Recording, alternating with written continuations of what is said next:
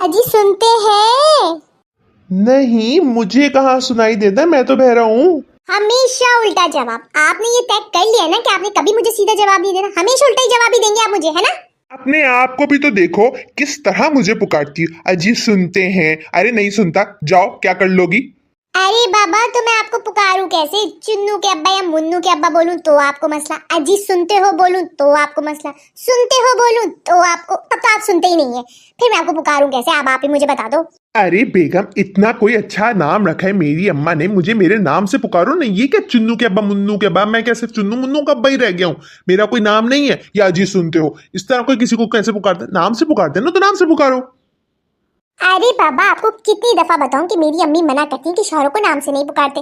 आज आप वजह भी सुन लो और अच्छे से सुन लो, इसके बाद मैं नहीं बताऊंगी। मेरी दादी अम्मा अल्लाह बख्शे, वो मेरी अम्मी से कहती थी कि बहू बेगम शौहरों को नाम से नहीं पुकारते, शौहरों को इज्जत देते, इज्जत। अरे बेगम, तुम्हारी दादी अम्मा का ये इज्जत देने वाला फॉर्मूला ना मेरी समझ से बाहर है। दुनिया मॉडर्न हो रही है, चांद पे जा रही है, मॉडर्न से मॉडर्न होती जा रही है, और तुम हो के दादी अम्मा के दौर में चली जा रही हो, वापस 100 साल पीछे।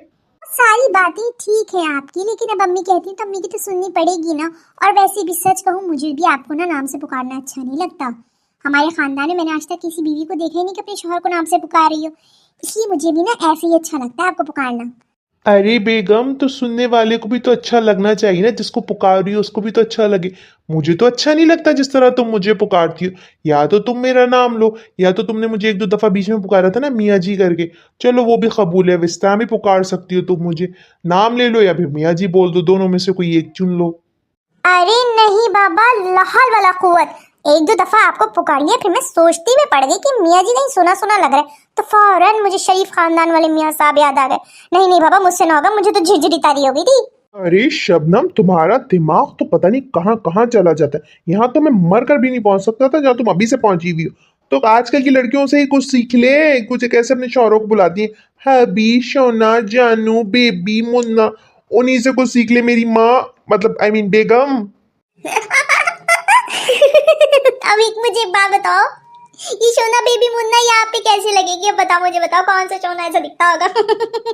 कौन से मुंह बेबी की मूंछें होती है और कौन सा मुन्ना इतना बड़ा होता है? ये तीन नाम तो आप पे नहीं गए, इसके अलावा बताओ। पागल हो गई हो जो इस तरह हंसी जा रही हो? लड़कियां अपने शौहरों को प्यार से पुकारती हैं, नामों से।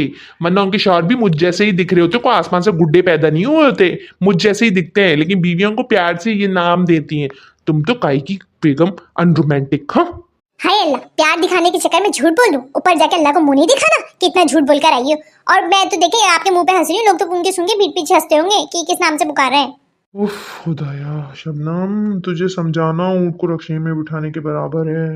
अच्छा ना, टेंशन नहीं ले, मैंने सोच लिया कि आपको किस तरह पुकारूंगी। आप परेशान नहीं, मैं आपके लिए चाय बना के कराती हूँ, ठीक है? अरे बेगम, ऐसी भी क्या जल्दी है, पहले बता के तो जाओ, कैसे पुकारोगी मुझे आखिर? अब मैं आपको ऐसे पुकारूंगी, बुर बुर बुर आ आ आ। मेरे ख्याल से आपको पसंद नहीं आया, मैं चाय बना के लेकर आती हूँ। यही बेहतर रहेगा तुम्हारे लिए।